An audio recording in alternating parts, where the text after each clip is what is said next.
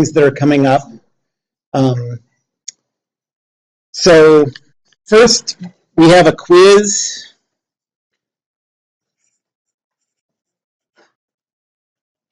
On Thursday. So what's that, the 25th?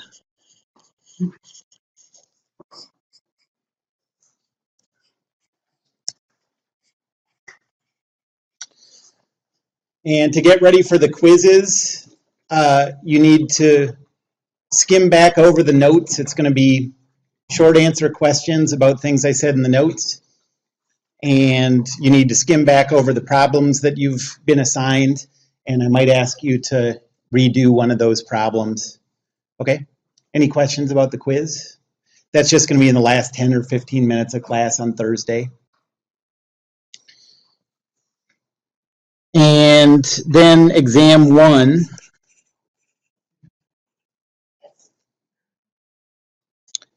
is a week from today.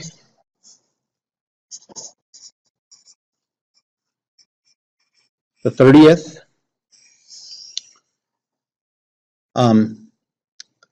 And the topics for that, let's just go up through particle statics.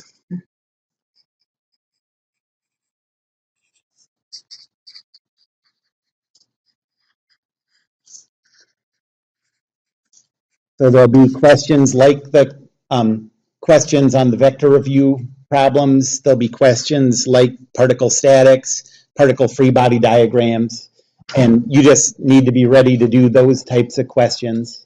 There won't be any like short answer questions about the lecture on the tests. Those are just going to be problems in the same sort of format as the homework assignments.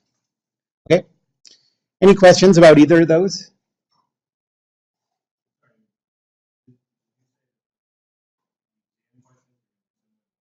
Yes, that's right.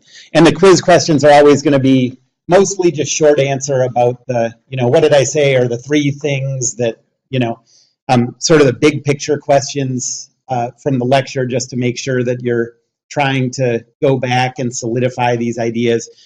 And then on each quiz, there could be, probably not on every one, but on most quizzes, there'll be one question that was assigned in the homework, and you'll just be asked to like reproduce it.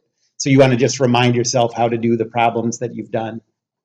Usually just skimming, looking at the problem, thinking about whether you remember how to approach it is enough to get ready for that. Any other questions?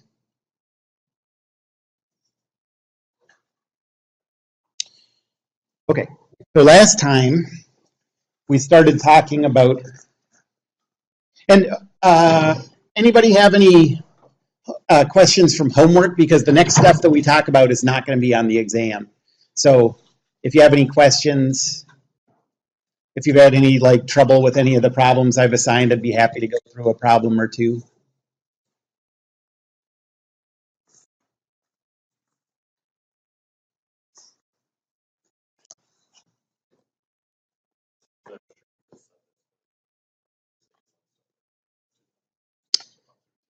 Up through today, yeah, and the quiz will be mainly just short answer questions about what I say in lecture, and then maybe ask you to redo some problems from the assignment exactly as they were in the assignment.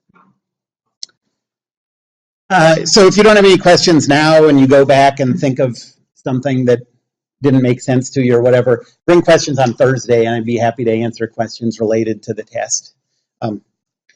So the test is not going to be the new stuff on rigid body statics. It's just going to be up through particle statics.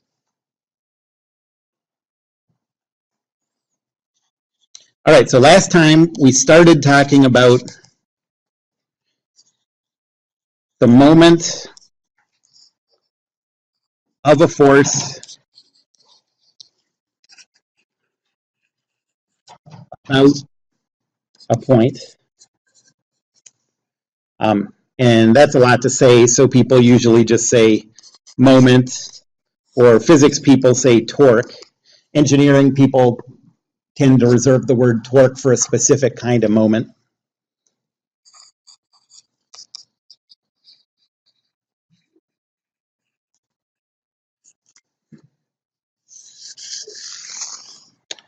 And I gave the definition that the moment about a point A, and remember the moment is a vector, is equal to a vector rho crossed with a vector f.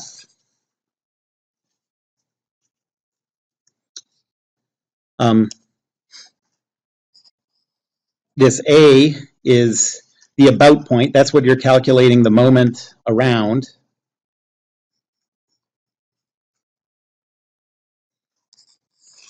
F is the force.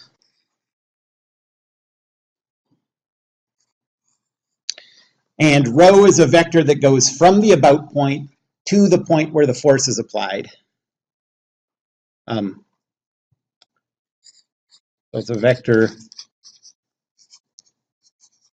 from A to P, and P is where the force is applied.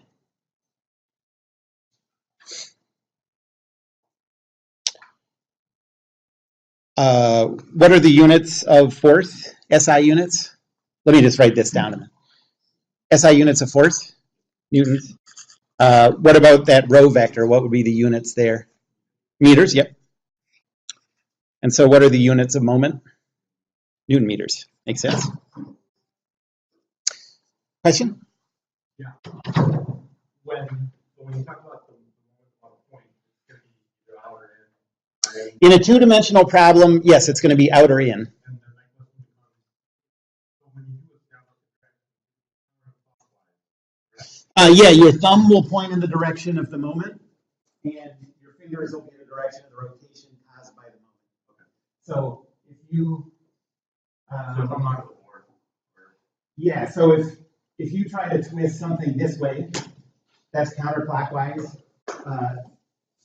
then the direction of the moment vector will be out of the board. If you try to twist something this way, that's clockwise, and so your thumb's into the board.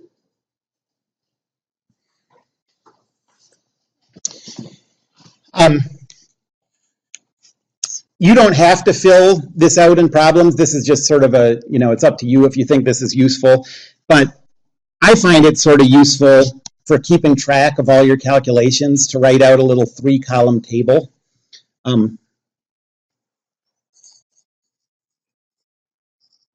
So organization table for forces and moments.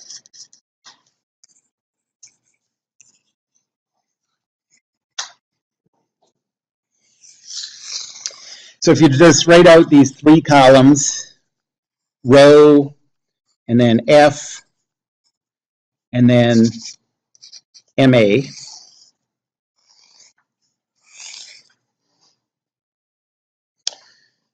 and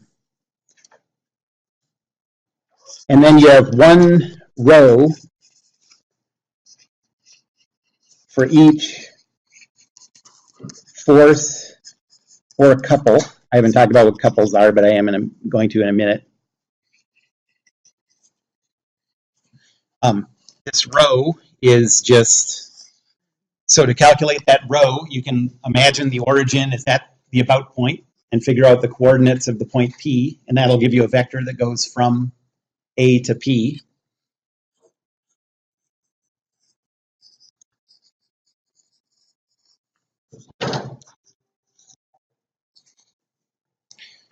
This is the force vector.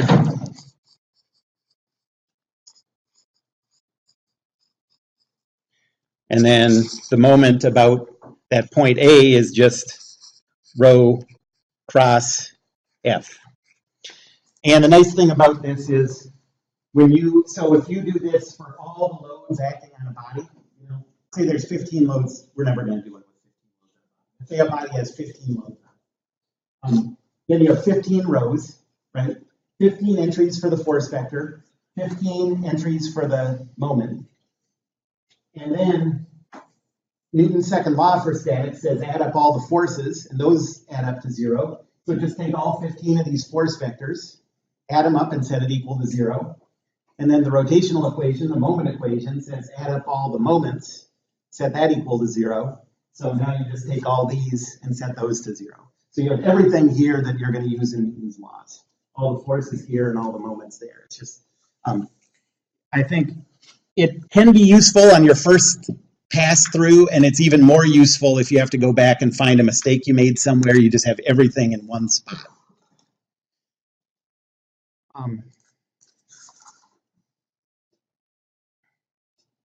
By the way, in the solutions, I haven't changed this.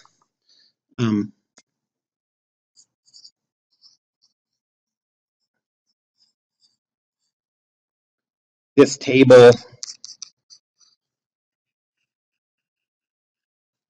is almost always, maybe always,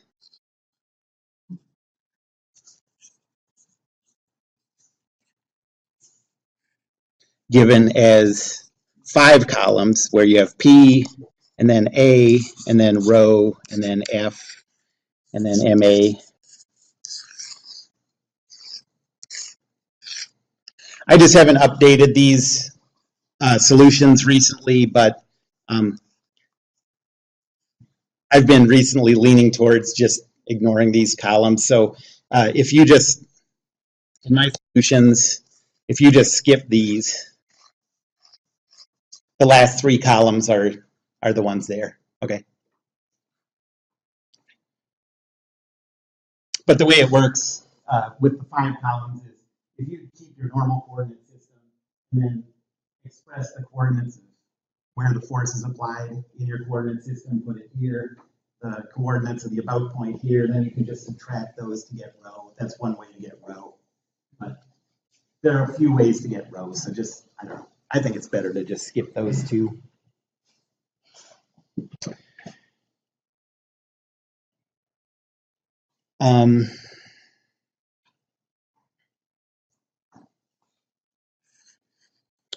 Okay, let me do an example.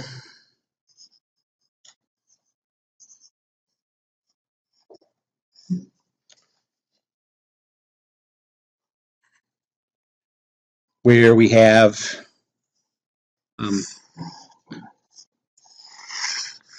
a body, let's say that it's it has a height of 0.1 meters and a width of 1 meter.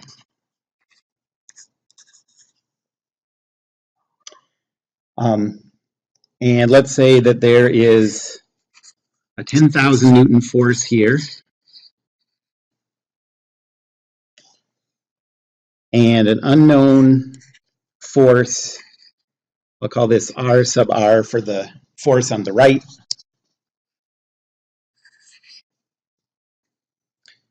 And then over here we have an unknown pair of forces. I'll call this the vector RL for the left force.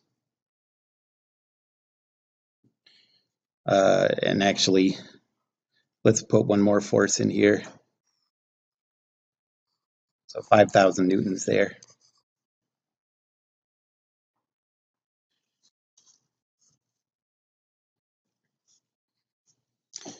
And we want to use Newton's second law and the moment equation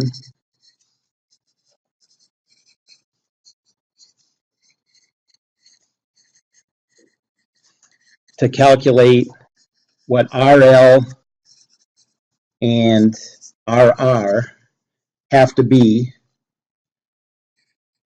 for this to be in static equilibrium.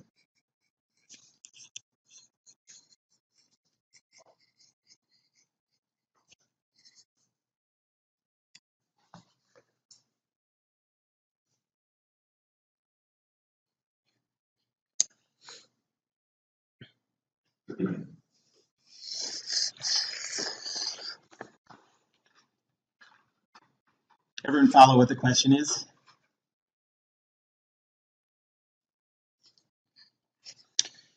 Okay.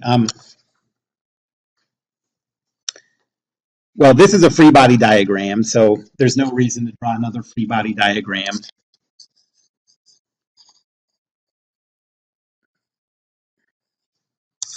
But you do need to draw a free body diagram every time you use Newton's laws.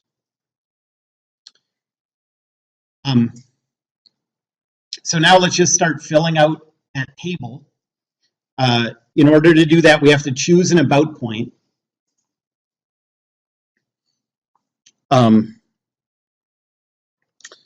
So first, choose an about point. You can choose any point you want, but a lot of times it makes the math simpler if you choose the about point where you have the most unknown forces.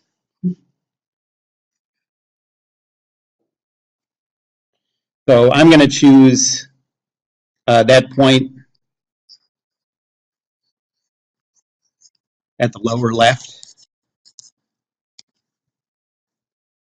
Okay, so that's our about point A.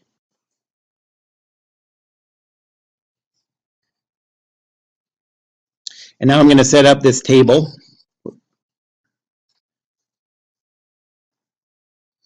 Row vector, force vector, moment vector.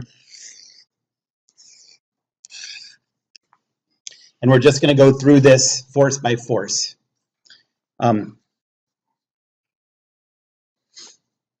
So first, let's deal with that force RL.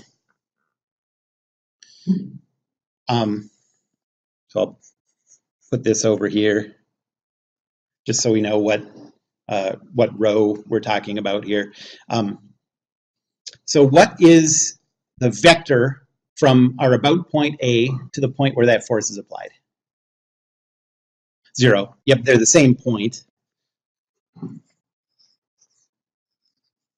The force vector, this is in 2D, so we just have RL, X and Y components.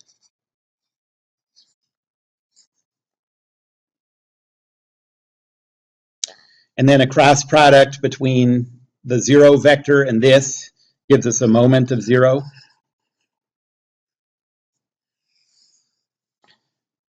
So first, does that make sense that if we're looking at rotations around, like we're imagining that the only axis of rotation is at A, does it make sense that that force RL would not cause a rotation? Yeah, that's like trying to turn a screw, turn a bolt with a wrench by pushing on the head of the wrench right where the bolt is. It's never going to turn. You need a moment arm. So yeah, that makes sense. Now let's go to that force in the middle. So I'll call that the 5,000 Newton force. What's a moment arm from the about point to the center of that rectangular shape where that 5,000 Newton force is? 0.5, and then this one is up halfway. It turns out that won't affect the answer, and I'll talk about that in detail more. But so let's say you have to go, I didn't draw the coordinate system, but I'm just using a standard one here.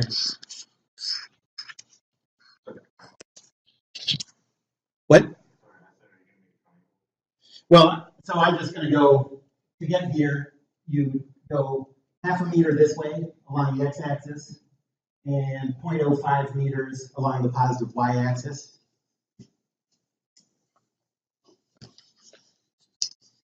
Who wants more detail on that?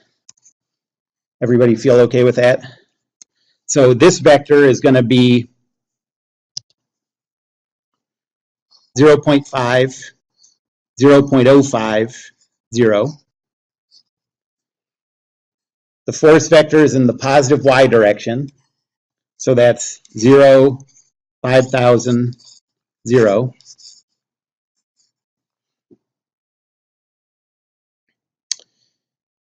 And then the cross product is going to be 0, 0, 2,500.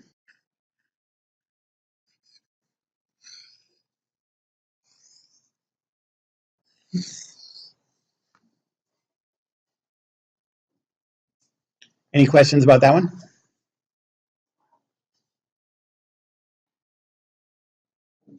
So now we'll go up to this 10,000 Newton force.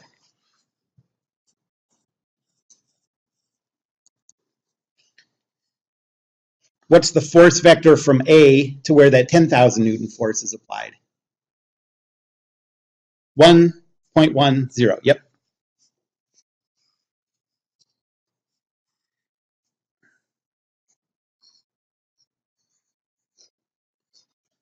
And that 10,000 Newton force is acting in the negative y direction. So that's 0, negative 10,000, 0.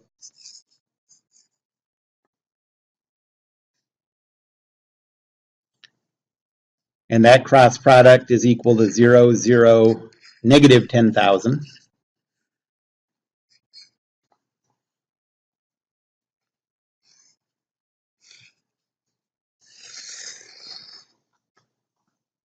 And then the last one is that force RR.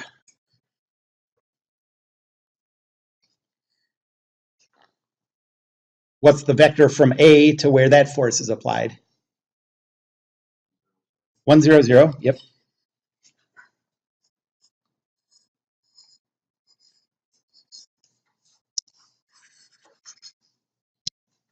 The force vector is 0, and then RR is acting in the positive y direction. So 0, RR, 0. Take the cross product and you get 0, 0, RR.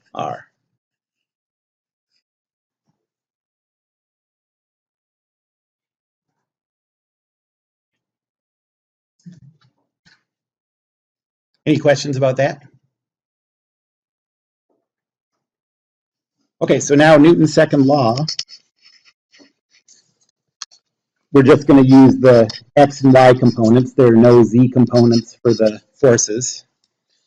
Say RLx, RLy plus 0, 5,000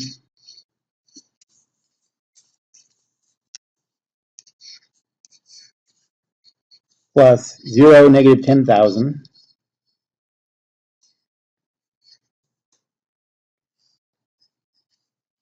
plus 0, RR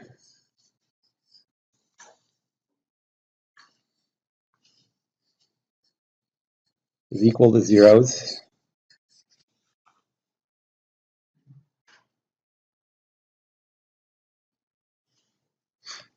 So we know that RLx component is equal to 0. And we know that RLy plus RR is equal to positive 5,000. So like this is the x equation, this is the y equation. Yes?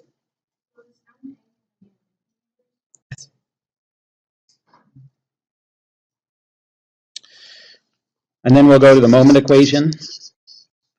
And this is going to be the z component only, everything else is 0. That's always going to be the case in 2D problems. So we have 0 plus 2,500 minus 10,000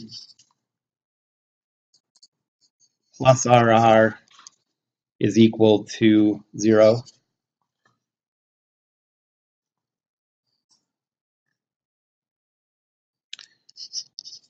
So this lets us solve for RR. That's equal to positive 7,500. And then plug that into the Y force equation, and you get that R L Y is equal to negative 2,500.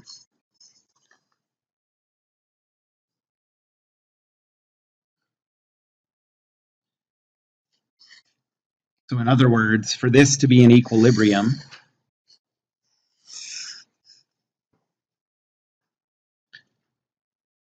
we have this force pulling down at 2,500 newtons.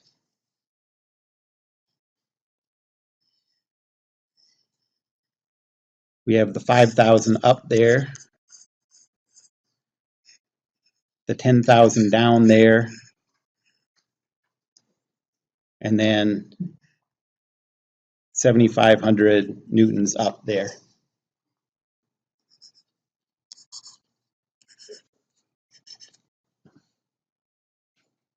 Yes?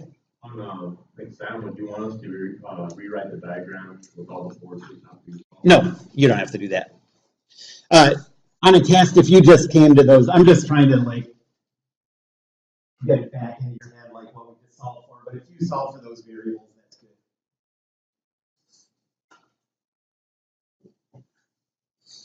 Any other questions about that? Yes. In 2D, they are always going to be, well, I guess these are simpler because all the forces are just vertical forces. You could have force vectors at funny angles, and then it's easier to do it in a calculator. But I mean, if you think of a cross product as just something you plug into your calculator, then they're all equally easy, you know? Any other questions? Okay, let's do a 3D example.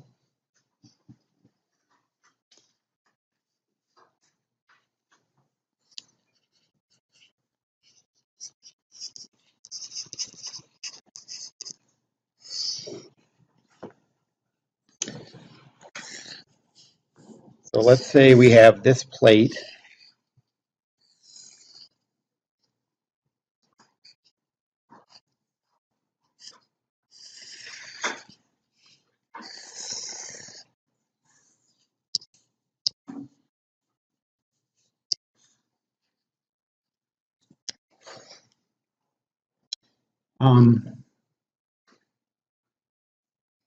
And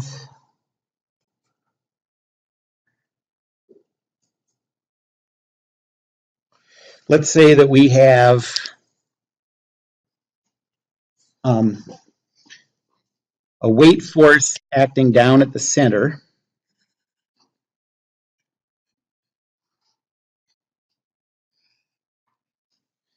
Let's say that's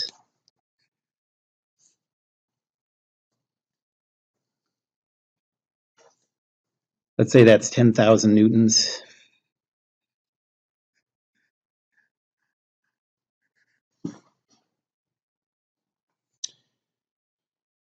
And then let's say,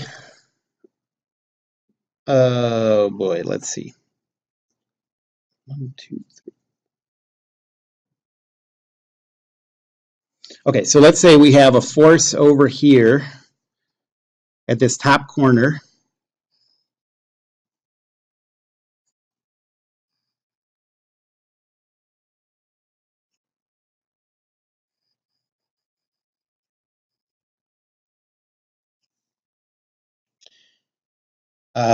That is, I'll call that RA, and that's a full three-dimensional force vector.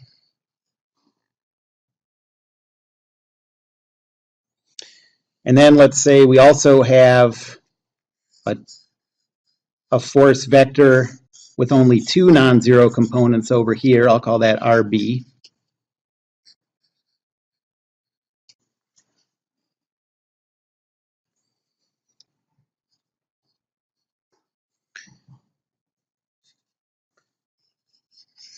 And then let's say we have a cable that goes from this corner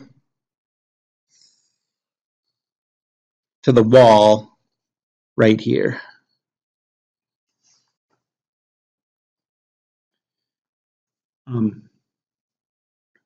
So now we need some dimensions.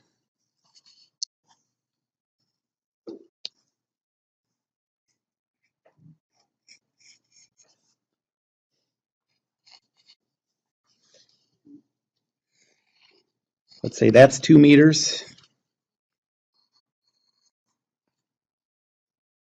And let's say the other length is 2 meters.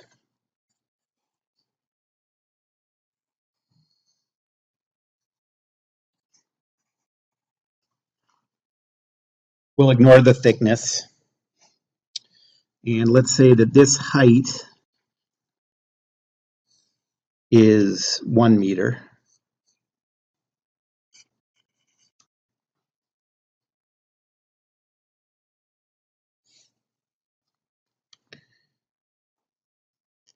And if this is in static equilibrium,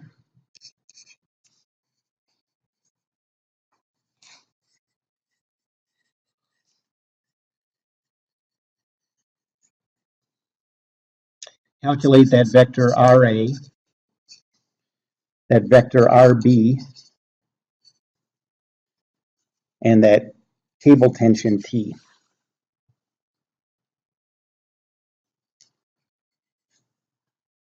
And we're going to use a coordinate system that's oriented, I'll call that X, that Y, and that Z. Okay. Everybody follow what I'm talking about here?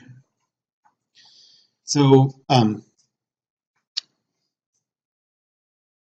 as far as the overall approach, it's exactly the same, except that now we're going to have non-zero components in Newton's laws in all three directions. So we're going to have 6 equations, 3 vector equations for the forces and 3 vector equations for the moments. So maybe the first thing to look at with a problem like this, once you know what your variables are, is do I have the same number of variables as equations, or do I have at least as many equations as variables? Sometimes some of the equations will end up being degenerate, they're useless, so it's okay sometimes if you have more equations than variables. But you know, if you have more than 6 variables, there's nothing we can do because we're only going to come up with 6 equations. So here we have 3 variables here, the 3 components of that force. 2 variables here because we don't have an x component on that force. So we're up to 5. And then a tension in that table, so that's 6. Okay? Who's with me? Nobody, good. Okay.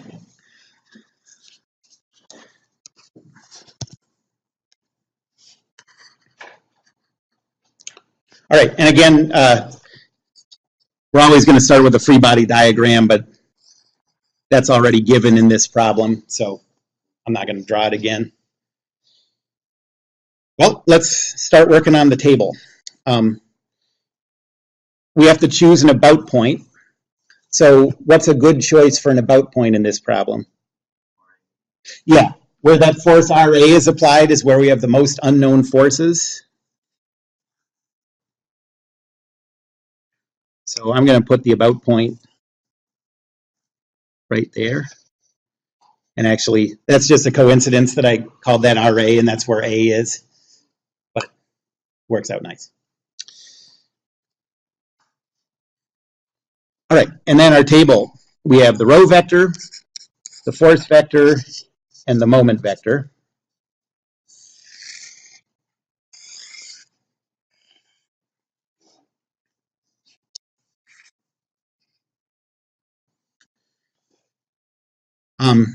Well, let's start with that force RA. That's the easy one. What's the row vector for the force RA? 0. Does everyone see that? Because we're going from that about point to where that force is applied. So there's no vector between those. They're at the same point. The force vector. Yep, we have all 3 of those.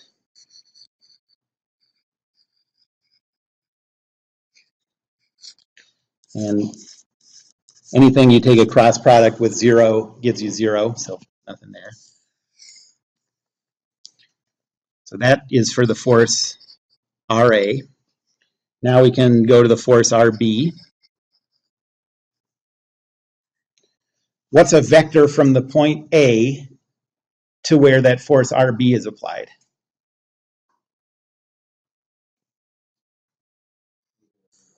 Yep, it's just 2 in the positive x direction from A, and then nothing in y, nothing in z. Please stop me if you have any questions about these. So our row vector is 2, 0, 0. Our force vector doesn't have an x component. So we have 0, R, B, Y, R, B, Z. And the cross product there going to be 0 for x. Again, this is You can just punch this into your calculator to do it. I think most of your calculators will work with variables, so you can still do that. But or you can always just use that that formula I gave you for the cross product. For y, we have negative 2RBZ. And for z, we have positive 2RBY.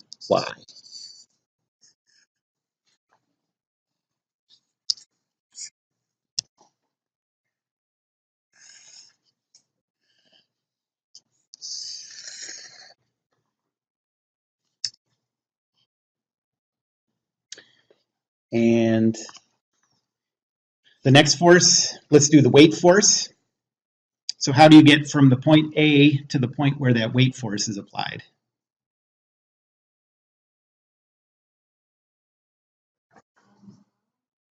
Yes, that's right. You go in the positive x direction 1 meter, and then in the positive z direction 1 meter.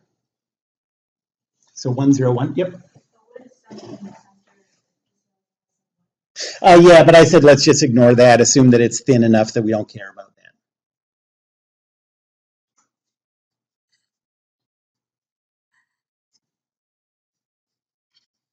It wouldn't really make it any harder, but it would make it harder for me to do these cross products in my head. Okay, so our row vector is 1, 0, 1. The force vector is in the negative y direction, 10,000. So 0, negative 10,000, 0.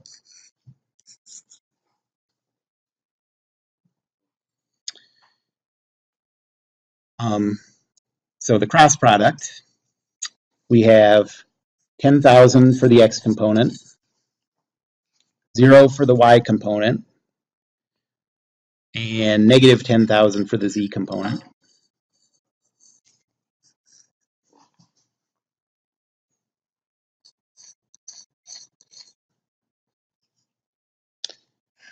And then the last force is the cable.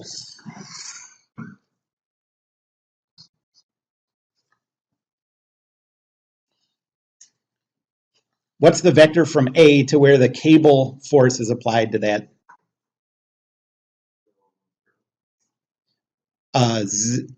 So from A, so the object that we're isolating is just the plane. Okay, so you're thinking of where that cable applies the force to the wall. But we want this one. So we got 0x, 0y, 2z.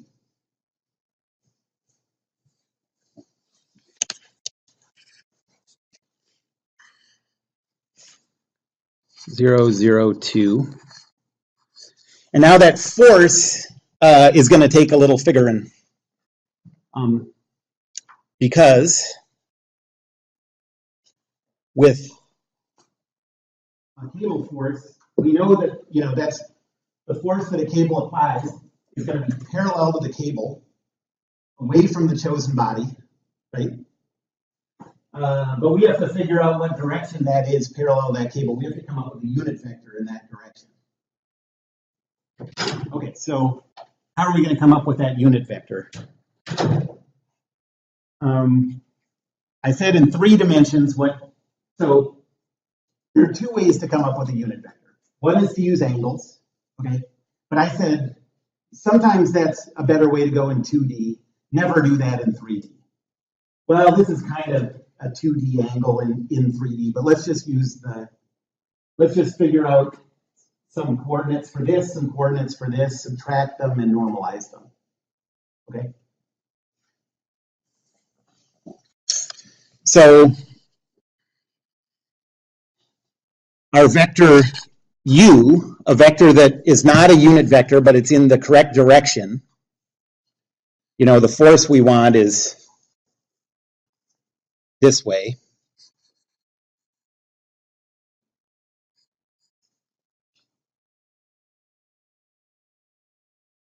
Okay, so let's just keep using A as the origin and calculate the coordinates of this point. Okay, so what would be the coordinates coordinates of that point on the wall. 0, 1, 0, yep. So we got 0, 1, 0. And then we've already calculated the coordinates of the point where it connects to the plate. That's 0, 0, 2. And so a vector in the correct direction is 0, 1, negative 2.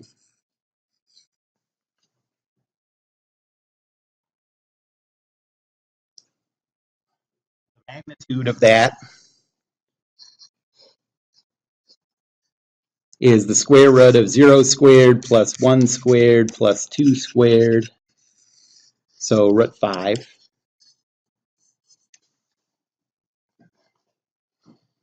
And so a unit vector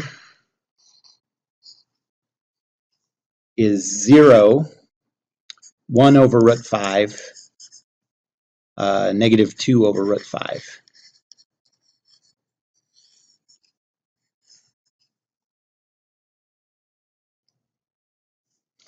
And that means that the force vector applied by the cable is this unknown tension T times this unit vector, 0, 1 over root 5, negative 2 over root 5.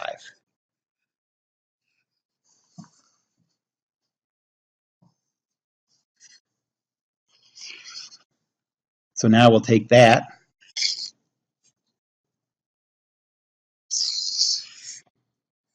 put it in here. So our force vector is, all right, it is 0, t over root 5, negative 2t over root 5.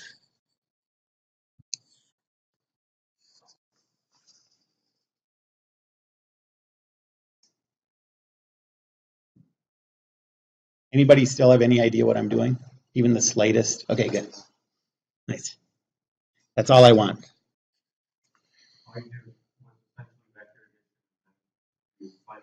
That's right. I subtracted those two vectors to get a vector going from one to the other one, and then normalized it. Yep. That's right. And since, that's right, exactly. Okay, so now, for the moment, we have the x component negative 2t over root 5.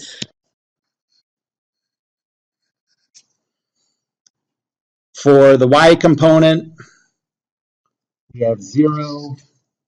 For the z component, we have 0.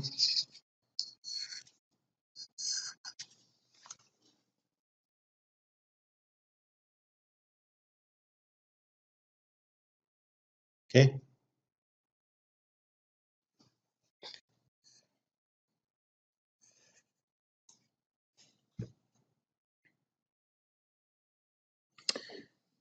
So now we have that whole table filled out, and now we can add up the forces, set them equal to 0, add up the moments, set them equal to 0. Hopefully we'll have 6 useful equations, and then we can solve for those 6 variables.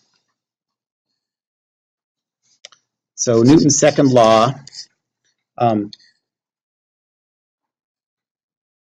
we have Rax, y, and z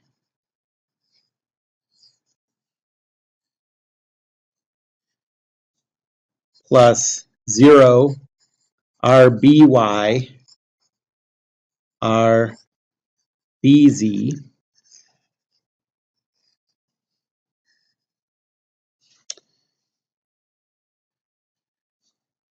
plus 0, negative 10,000, 0.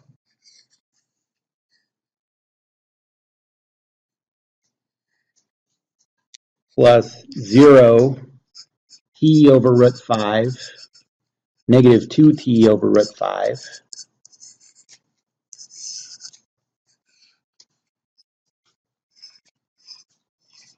And those are equal to zeros.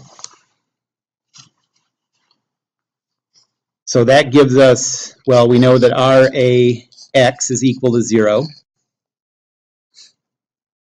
And then it gives us two equations we can't solve yet. So I'm going to call that equation 1 says RAY plus RBY plus T over root 5 is equal to positive 10,000.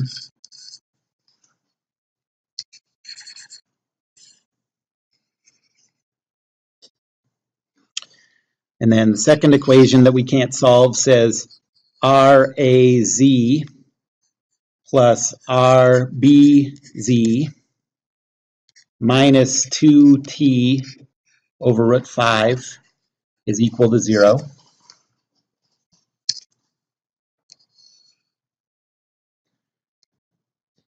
We can't do anything with these yet, so we'll just set them aside.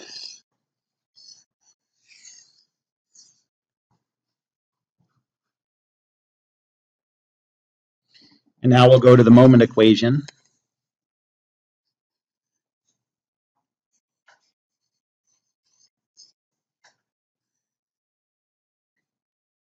So that says a 0 vector, I'm not going to write that, plus 0, negative 2RBZ, 2RBY,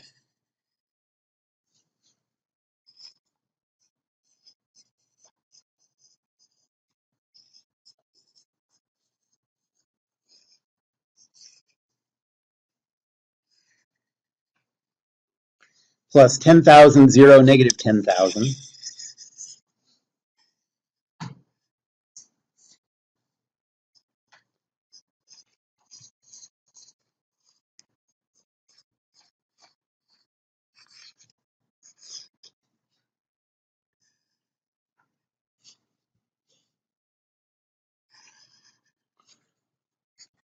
Plus negative 2T over root 5, 0, 0.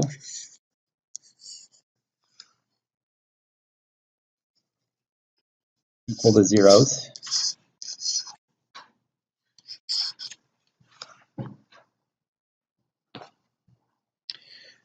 So we can figure out that T is equal to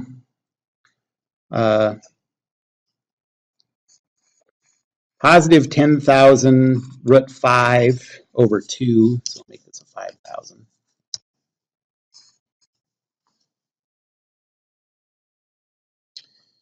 And we can figure out that RBY is equal to 5,000.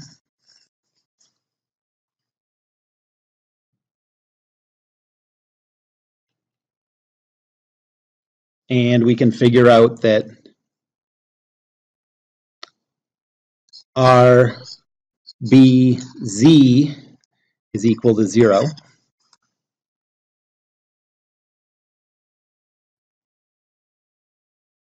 And so now we can take these values, plug them back into these equations, and we should be able to solve this.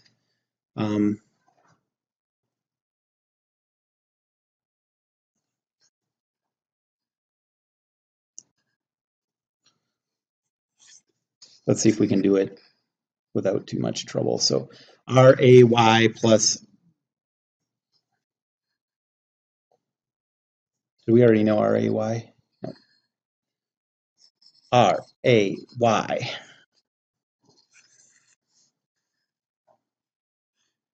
plus 5,000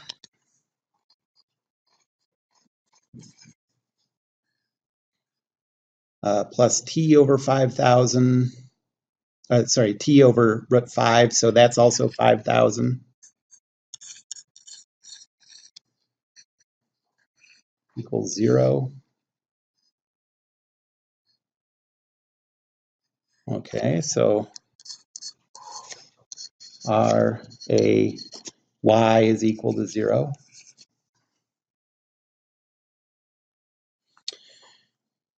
And then the second equation up above says RAZ, which we don't know,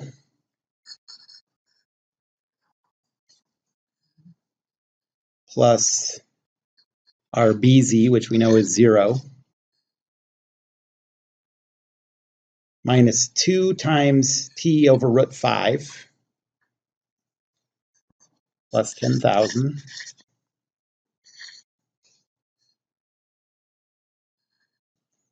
is equal to 0.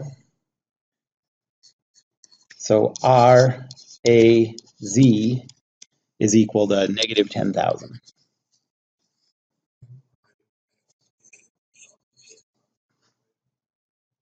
Yes. What? Same thing, or was there another mistake somewhere? This one's equal to negative 10,000, right?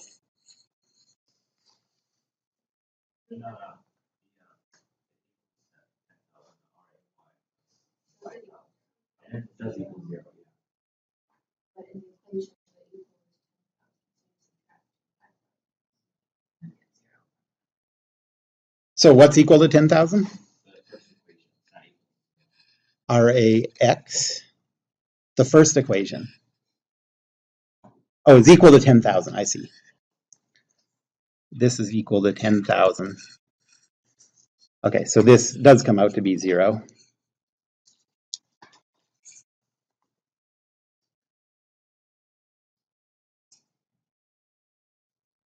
Okay, there's a 45% chance all these numbers are right. But that approach was definitely right. Okay, so RA is equal to, we had 0 and then 0 and then negative 10,000.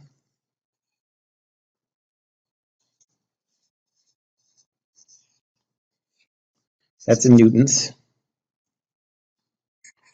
RB was 0, 5,000, 0.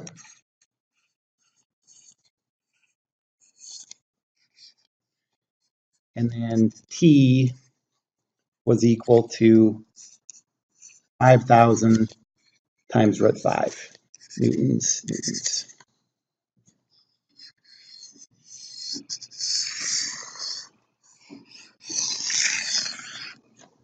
Yes.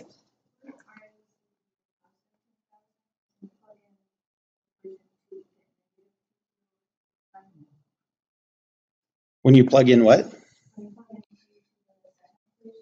Mm-hmm.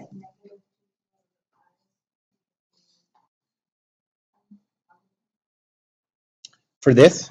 Yeah. Negative, so that should be positive, shouldn't it? Yes.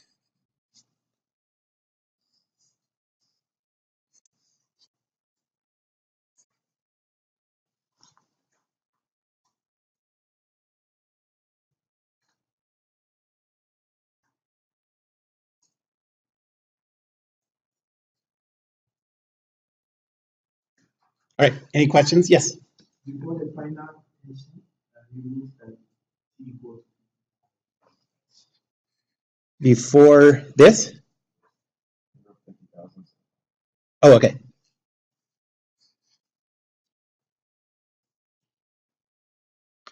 I was thinking of 50,000 decinewtons. Yes.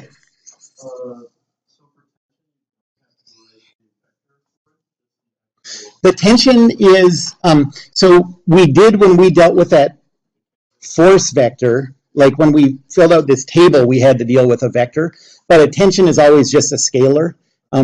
If it asks you for a force vector applied to something by a cable, then you have to do it as a vector. Okay, but so that tension just tells you anywhere along it, that's the magnitude of the force it's applying, and the direction can change. And by the way, while we're talking about that, tensions always have to come out to be positive. So if you ever have a cable in a problem and come out with a negative tension, that's like a sign that you need to go back and check something.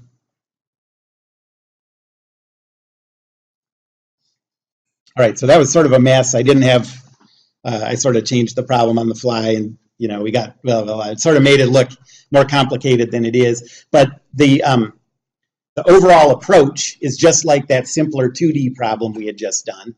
It's just that you have 3D vectors now and the calculations get a little messier. You have a system of 6 equations you have to solve. But what we did here basically is, we haven't talked about joints yet.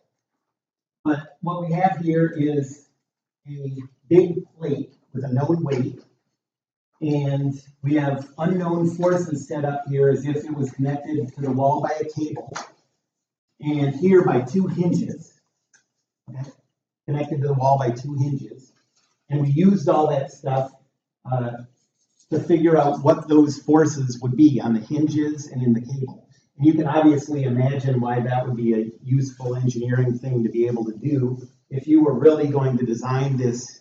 If this was really used in some kind of engineering application, you would need to know that those hinges that you used were strong enough to support whatever it's going to have to do, that that cable is strong enough to support at the wall.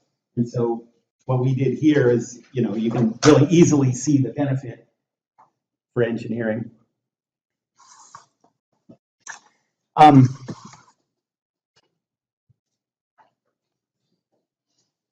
am going to, we're not going to do 6 equations, 6 variable systems by hand. There's no reason to do that. Really, we would do it using reduced row echelon form in your calculators. It's really easy to do, and probably next class I'll show you a nice, simple way to do that on your calculators. Okay, there's one type of load that we haven't talked about yet. So notice that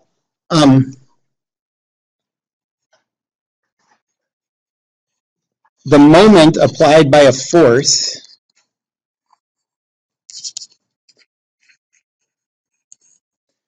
depends on the about point.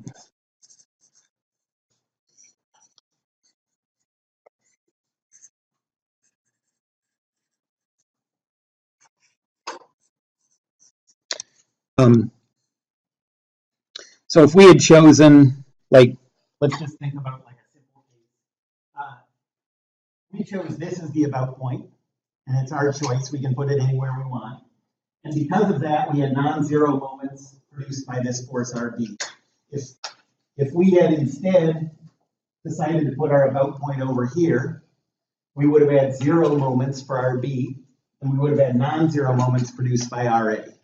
We still, in the end, would have gotten the same answers, but where we put the about point changes the moments produced by each force. Right? So here is a special case where the moment produced by forces stays exactly the same no matter what your about point is. So there's one special case.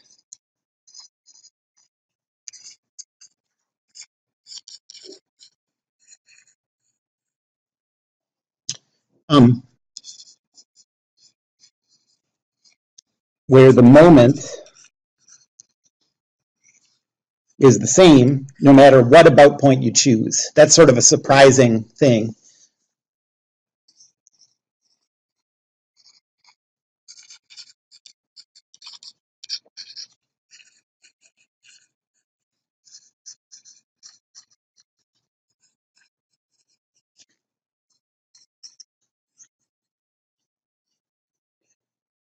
And that special case is the moment of a couple.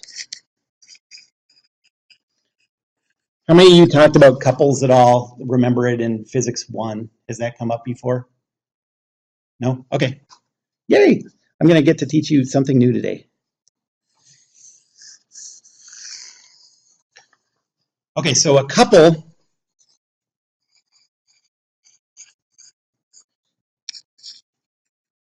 is 2 equal and opposite forces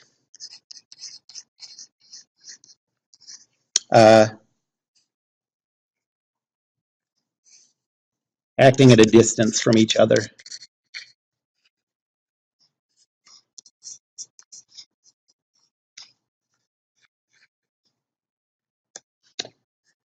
So like if this is the body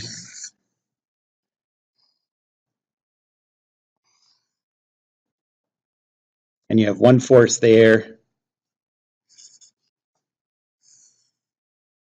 and an equal and opposite force there.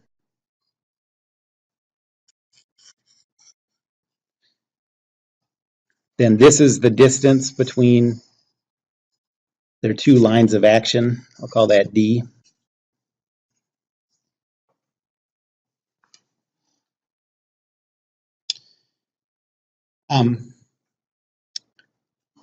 You can think of a couple as like, when does a couple come up in your everyday? Think of turning a screwdriver. That's applying a couple to something.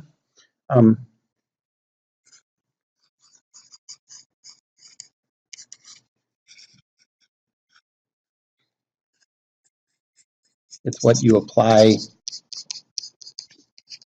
with a screwdriver.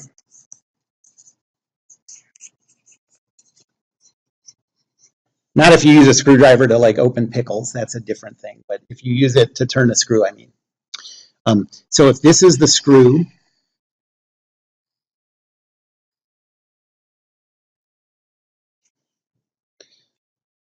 you essentially apply one force this way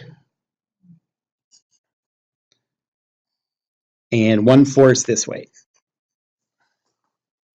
Well, really, you apply one big force this way and one this way, and you also apply one force this way, a little farther in and this way. It's a whole continuous set of pairs of one force going that way, one force going that way. So, with me on what the basic idea of a couple? Okay, so now let's think about, I'm going to do a derivation of what a couple depends on, how to calculate the moment of a couple. So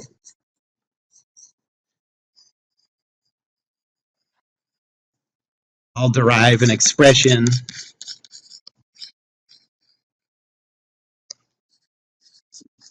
for the moment of a couple.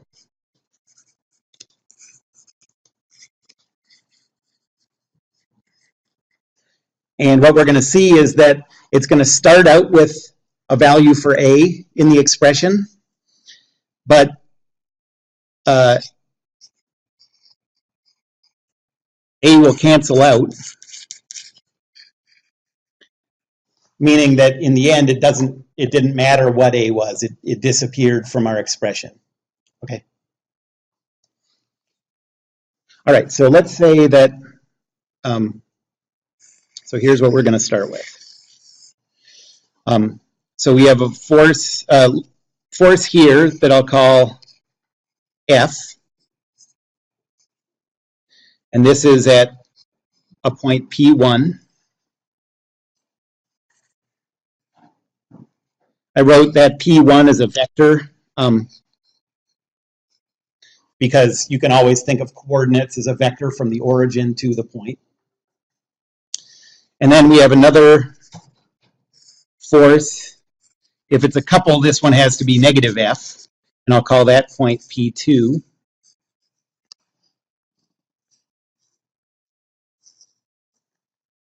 And then I'll just choose some arbitrary about point A.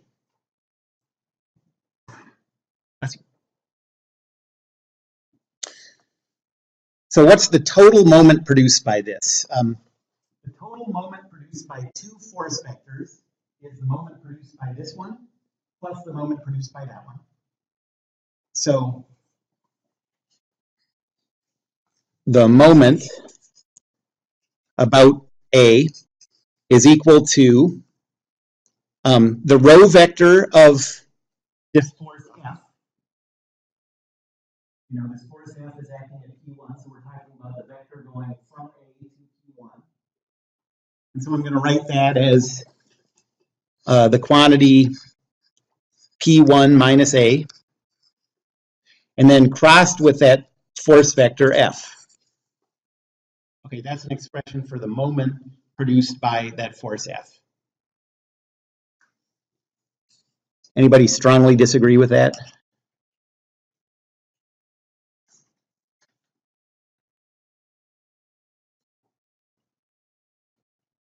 Okay. And then the moment produced by that force negative F is the row vector or at that point, so P2 minus A crossed with this force vector negative F. So we have P2 minus A quantity crossed with negative F. And now the cross product, you can distribute the cross product through those parentheses. So our total moment is equal to P1 cross F minus A cross F. And do it with the other expression too. So you have P2 crossed with negative F minus A crossed with negative F. And now you can pull out those negative signs and you get MA is equal to P1 cross F minus A cross F minus P2 cross F, and then double negative here, so plus A cross F. And the only two expressions that had any dependence on A are this one, and they cancel. And so your final expression is that the moment of a couple is equal to, you can write it as the quantity P1 minus P2 crossed with the force vector F. And this expression is the same no matter where you choose A.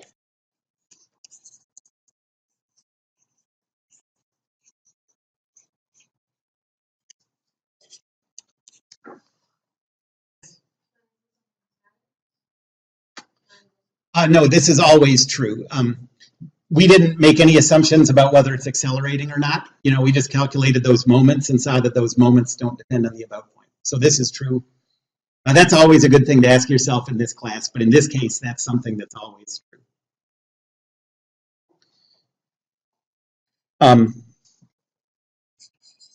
So because a moment of a couple doesn't depend on the about point,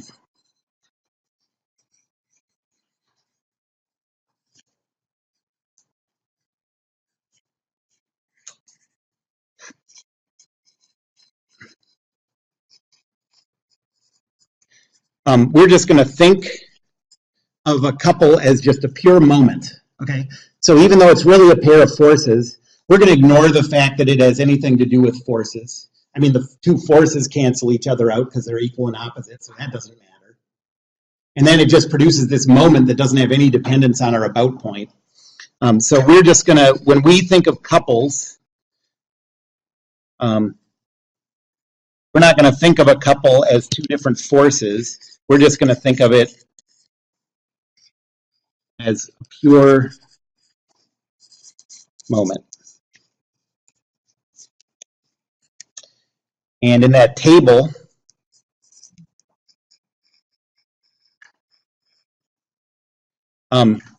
so you have your row column, your force column, and your moment column.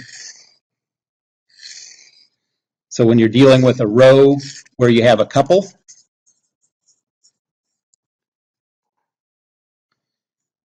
there's no, you don't have to worry about rho or F. Just treat those like they don't matter at all. Cross those out for this row and write this as, we'll do it as 0, 0, M if you're in 2D.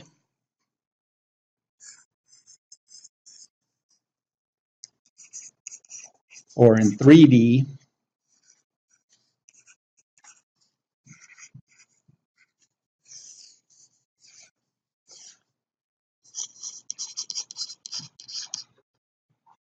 We'll still cross these out, but now we just have free components.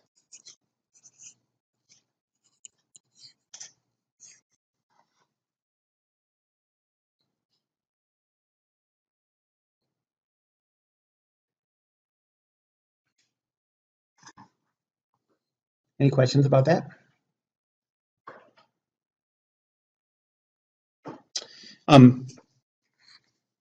In free body diagrams, in 2D, these will be represented like this.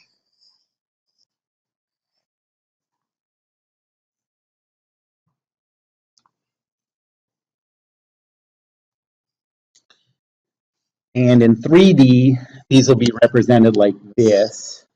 It looks like force vector, except that you have double arrows. I suppose the double arrows, I don't know that this is true, but I suppose those double arrows are supposed to indicate the two different forces that make up a couple. But it's just a way to distinguish it from a force vector.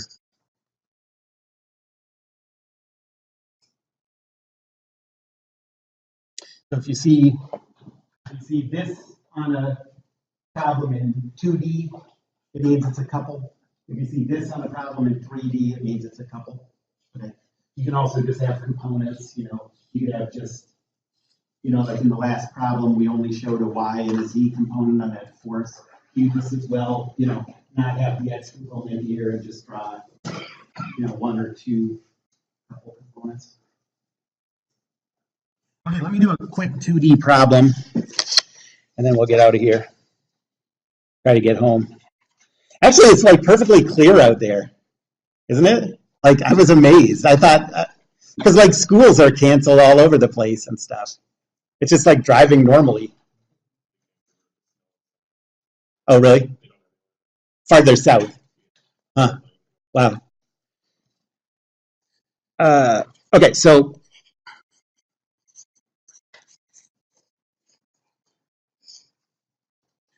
let's say we have a beam and we have an unknown force vector on this end. I'll call that R. And we have an unknown couple at that end. I'll call that MR for reaction moment. And then at the center, we have a downward force of 5,000 newtons. So if this distance is 1 meter, the length of that beam is 1 meter,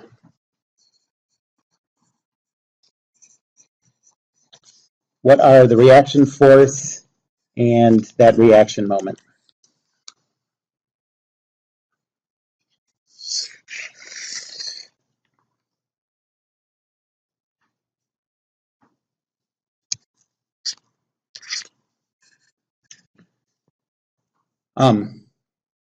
Well, the free body diagram's already given, so I'm not going to draw that again.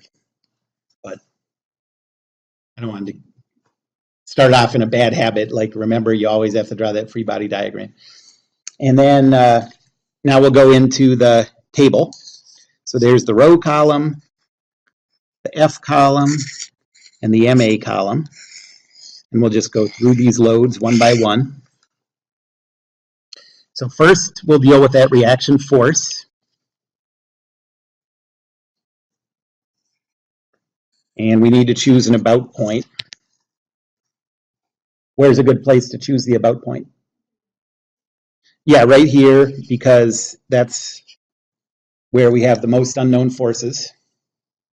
So what's the force vector from the about point to where that R is applied? Yep, that's nothing. So 0, 0, 0. The force vector is Rx, Ry, 0, Z. And then that's no moment.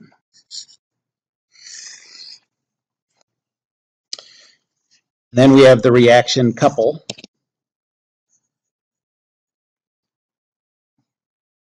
The way we're going to treat those couples is like we just ignore row vector, ignore the force, and just write it in as a single moment component MR for 2D.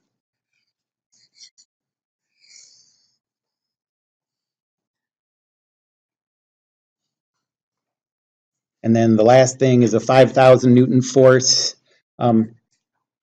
What's the row vector for that 5,000 Newton force?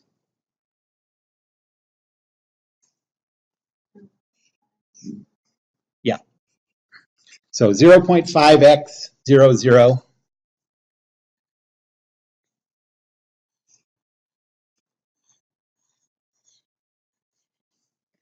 The force vector is 0, negative 5,000, 0. And the moment is 0, 0, negative 2,500.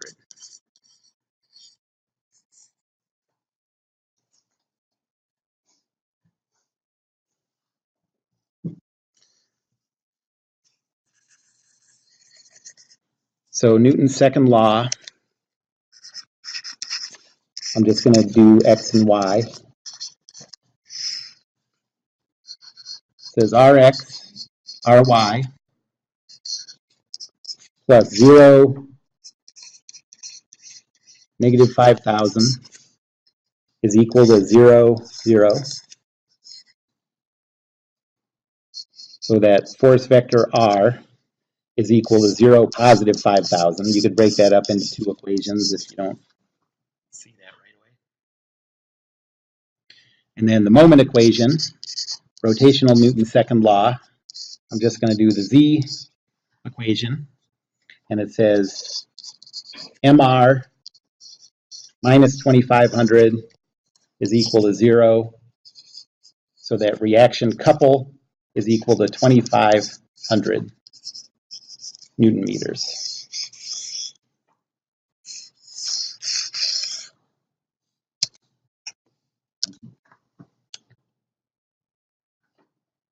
Okay, so the reaction force was upwards.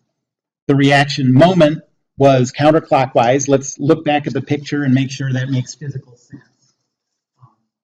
Well, the reaction force has to be upwards because it's counteracting something downwards, so that makes sense. Does it make sense that you would have to apply it counterclockwise? So basically think about this force is going to, if the connection to the wall was too weak, this would cause it to rotate down clockwise. And so to fight that, the wall has to be, trying to turn counterclockwise to counteract that. So it makes sense that the reaction moment, what's required from the wall to keep that in equilibrium, is counterclockwise. Any questions about that? Okay, that's it. So, yeah, there's a quiz on Thursday. Yes.